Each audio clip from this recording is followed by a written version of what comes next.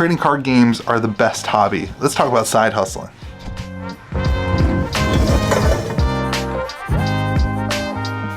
Well, what's up everyone? Welcome back to Kitchen Table TCG. My name's Louie. I hope you're having yourself a fantastic day. You know, TCGs, trading card games, provide just an amazing way to enjoy your free time and to enjoy a hobby. You get to hang out at the table with your friends and laugh and have fun and have some competition, have some banter back and forth. You get to have high level thinking and really engage in thought and really engage in the best critical way to win a game or to play a game. Even at the casual level, there's a lot of high level thinking, but then all the way up to more competitive play, obviously you have really critical thinking with really big decision making.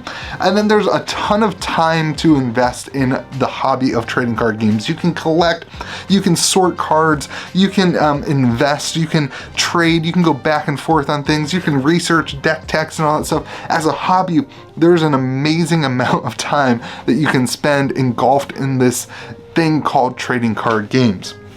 But it also provides an opportunity for side hustling. I want to have a conversation about side hustling as it pertains to trading card games. I think it'll be a lot of fun. And whether or not you are on the page of you'd like to side hustle in TCGs, or if you're like all about just play the game, the making money off the game stupid, I think that this can provide you some opportunities to see both sides of things. So we're gonna have some fun. So first off, what is a side hustle? And a side hustle for everybody has a different connotation or thought. And so I want to present kind of for you what I think of side hustling, what I think of when I think of a side hustle. So first of all, I think it's just additional work or income that you're not reliant on. It's an additional amount of energy that you spend for an additional amount of income that's different from your day job. You wouldn't say that my job is blank. It's just an additional thing.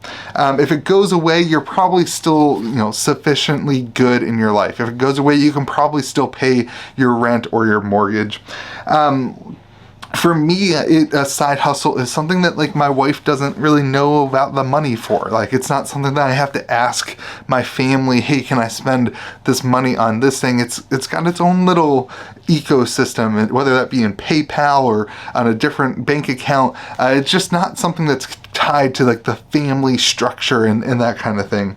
But for some, it's an additional income. For some people, this kind of side hustling thing can either start out as or become an additional way to make money that actually matters. But others, it pays for just the hobby itself. It just pays for your cards to play the game. And then for others, it pays for a house, or it pays for college, or it pays for, whatever it is that your family needs. So it's going to be a lot of fun to hop into this. I have a couple tips from the experience that I have as side hustling in all these card games and all the things. And first off, I want to say I'm no expert at this. It's something that I've done and been involved in trading and collecting and buying and selling for about 10 years. And just in the last 2 years, I feel like I've learned quite a lot. Once I started the YouTube channel and really got into these games, I've learned a lot from making mistakes. So I just want to share them with you. I would love to hear your thoughts on side hustling and TCGs in the comment section below. So number one is that hard work pays off. And I think hard work pays off, but the second part of this is don't count the hours. When it comes down to making money, there are easier ways to make money than trading card games. If there wasn't, then a lot more people would go and start LGSs. Obviously, the quote-unquote best way to make money in the trading card game would be have things from distribution and to be able to sell them. And if it was that easy, if it didn't require work and energy, a lot more people would do it. So it's a lot of work, but it's fun. And don't count the hours. Don't think that you can clock in for 20 hours a week and get the same result as clocking in at 20 hours a week at your day job. It's just not the same thing. Sometimes it's going to be a lot more lucrative, and other times it's just going to feel like a grind. Other times you're going to just feel like, man, nothing's selling and I don't want to buy more things, and it just kind of goes to a halt. So don't count your hours. Don't track your time. If you enjoy it, it'll just be something that's fun to do. If you don't enjoy it, it's just not going to be worth it. Number two, know and leverage your relationships. And this is one that I think really gives you a head start and really gives you a jump start wherever you are in this hobby.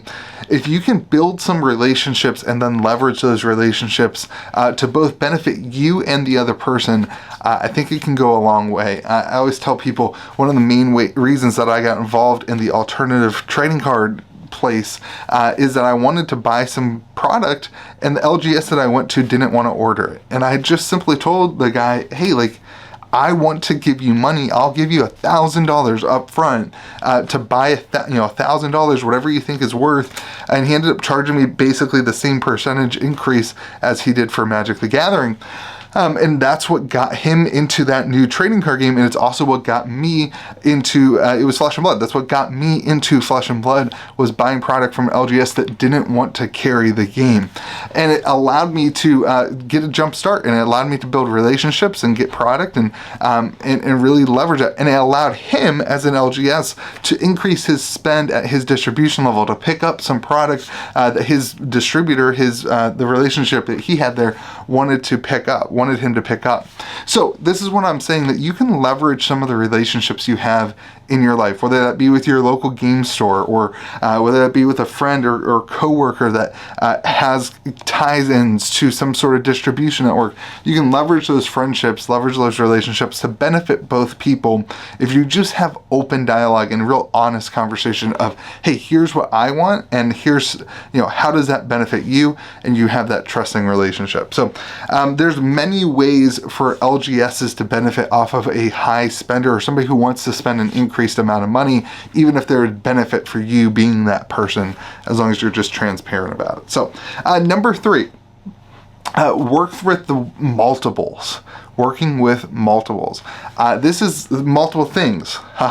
Multiple games, multiple sales channels, and multiple communities. Multiple games. First off, if you are saying that you side hustle, if you're saying that you look at the trading card game not just as something where you're playing the game, but where you're trading, or you're investing, or you're collecting, or you are looking to just flip, you need to be diversified in the games that you are covering, or the games that you're carrying, or the games that you're buying and selling, because these games don't just move unilaterally. They don't just, one game doesn't just move forward and they all move forward. Some games move forwards at different times. Sometimes games crash, sometimes games rise.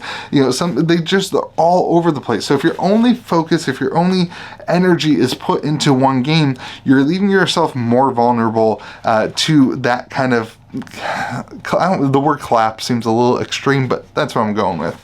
If you're diversified in these different games, you can actually reap the benefits of all of them with reducing your risk as a whole, because you're kind of all over the place. So don't just write off a game. I'm not telling you to go even into all the games. Obviously for me, what I do is the games that I love, the things that I really want, the things that I really enjoy, I'm a lot heavier in. But I'm dabbling in all those games. It's a lot like the channel. Like, I'm dabbling in a lot of the games because I think there's a lot of fun in a lot of the games. But the games that I really are heavy in, the games are the ones that you hear the most of on the channel, the ones that you hear me talk about the most. Those are the games that I'm really, really heavy on. Other than Pokemon, I don't talk a lot about Pokemon. That's a different thing. That's a more personal thing at my level. Second thing is multiple sales channels. And this is something that I just get baffled by when I see other people in Facebook groups and things. If Facebook or Discord is your only sales channel, then you're missing out on a much larger community of buying, selling, and trading. And everyone kind of looks at TCG Player or eBay as the price structure, and then if you're on those sales channels, you're usually giving a little bit of a discount based on those pricing.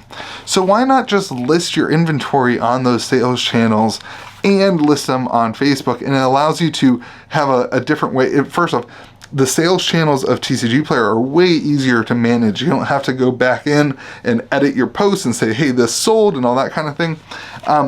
But the sales channels on Facebook are oftentimes the things move faster. If you have a higher end card or whatever, I get it. So by diversifying your sales channels, you're allowing yourself to get more income and more fluidity in your product.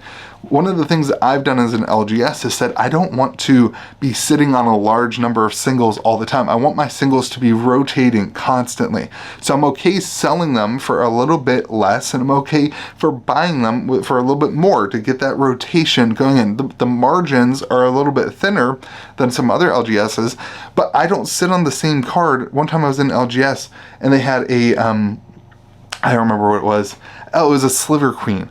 And they had a Sliver Queen day one when I walked into LGS, and then 3 years later, they had the same Sliver Queen sitting on the shelf. And I was like, what are you doing? Like, what are you doing? That inventory has just been sitting for 3 years. So the idea of having multiple sales channels to keep your inventory, whether you're an LGS or a, just somebody doing side hustling, is really important, because that money's not really helping you just sitting there doing nothing unless it's more of an investment type thing. So, and then multiple communities, and this is where it's really important to diversify the things that are coming through your ears or your eyes, whether that be YouTube, what right now obviously for you it's YouTube, or a Facebook group, or wherever you are digesting the information about this hobby. It's really, really important that you diversify who you're listening to, and don't just get caught up in the bubble that is, the one person that matters. If you are diversified in your thinking, if you're diversified in the way that you're absorbing information, it's going to go a lot more smoothly for you. It's going to be a great opportunity to hear something or get a tip, or to think about the world in a different way, and that's super, super healthy. So make sure you're diversified in the communities that you hang out with and interact with, as well as the communities that you listen to and absorb from. So the last thing, probably the most important thing, if you're going to take this amazing hobby and utilize it in order to have this kind of additional income and side hustle, is to make sure that you remember to have fun. One time my sister and I were hanging out on the beach. We were like some trip, right? Like it was like some vacation. This old dude, just like completely old guy, came up to us and was like, "You can't beat fun, And that has always, I don't know why I'm telling you that. That has always stuck with me.